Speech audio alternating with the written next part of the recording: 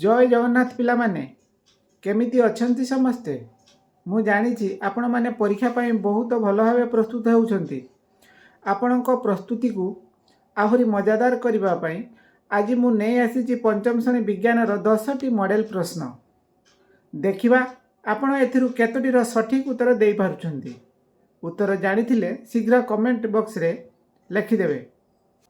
चलंतु देखिबा हमर प्रथम प्रश्न। उद्भिदर केउ अंश को तार रसई घर बोली कहा जाए। आपणक विकल्प गुड़िक है ए रे चेर, विकल्प बी रे कांड, विकल्प सी रे पत्र, विकल्प डी रे फूल। पिला माने आपणक पाखरे 5 सेकेंड समय अछि। शीघ्र निज उत्तर कमेंट करंतु।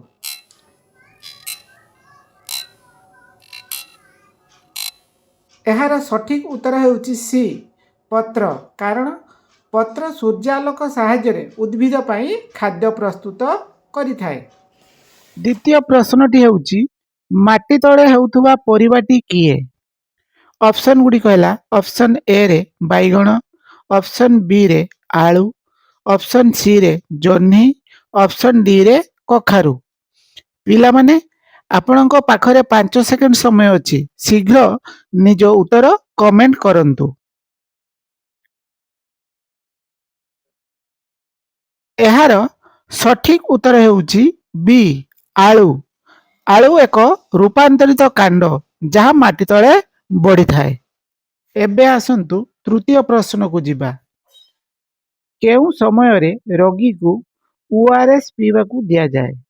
ऑप्शन गुडी कहला ऑप्शन ए रे ज्वर हेले, ऑप्शन बी रे ठंडा हेले, ऑप्शन सी रे झाड़ा बांती हेले किंबा ऑप्शन डी रे काश हेले।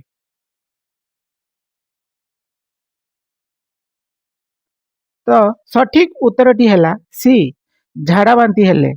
शरीर रु जलीय अंश कमिगले आमे ओआरएस पीवा उचित। प्रश्न नंबर 4। केउ विटामिन अभाव अंधार कणा रोग होइथाए। ऑप्शन गुडी कहला ऑप्शन ए रे विटामिन ए, ऑप्शन बी रे विटामिन बी, ऑप्शन सी रे विटामिन सी किंबा ऑप्शन डी रे विटामिन डी।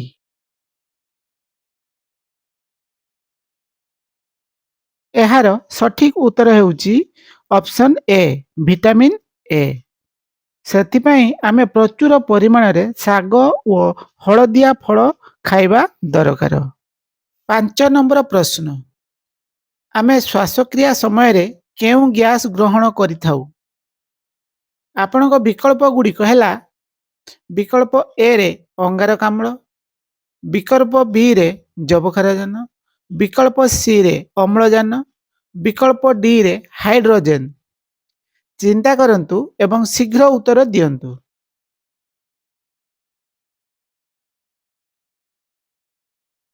एहार सठिक उत्तर हेउछि सी अम्लजान।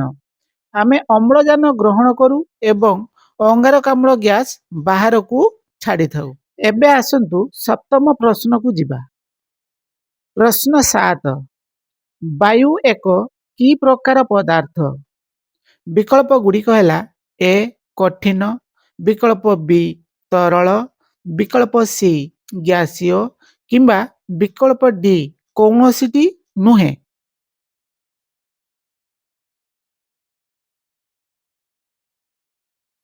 एहार सठिक उत्तर हेउछि सी गैसीय।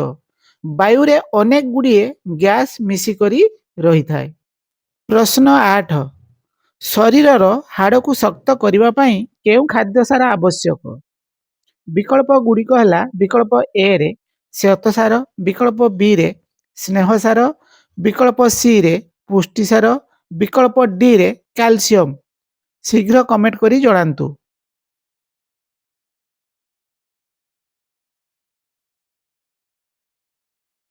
सठिक उत्तरटी हेउछि डी कैल्शियम।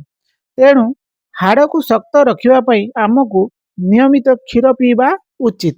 आमर नवम प्रश्न हेउछि जलर 3टी अवस्था कौन कौन। विकल्प गुड़िक है विकल्प ए रे बरफ जल बाष्प, विकल्प बी रे कादुओ जल बाष्प, विकल्प सी रे ବରଫ, ବର୍ଷା, ପବନ। ବିକଳ୍ପ ଡି ରେ ମାଟି, ପାଣି, ପବନ।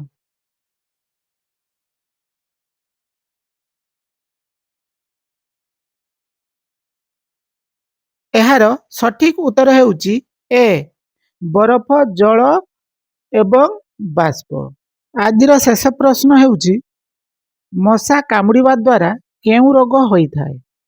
ବିକଳ୍ପ ଗୁଡ଼ିକ ହେଲା ଏ ରେ ହଇଜା, ବିକଳ୍ପ ବି ରେ ମ୍ୟାଲେରିଆ, ବିକଳ୍ପ ସି ରେ ଯକ୍ଷ୍ମା, ବିକଳ୍ପ ଡି ରେ ବାତ ଜ୍ୱର। ପିଲାମାନେ ଏହାର ଉତ୍ତର ନିଶ୍ଚୟ କମେଣ୍ଟ ବକ୍ସରେ ଲେଖିବେ।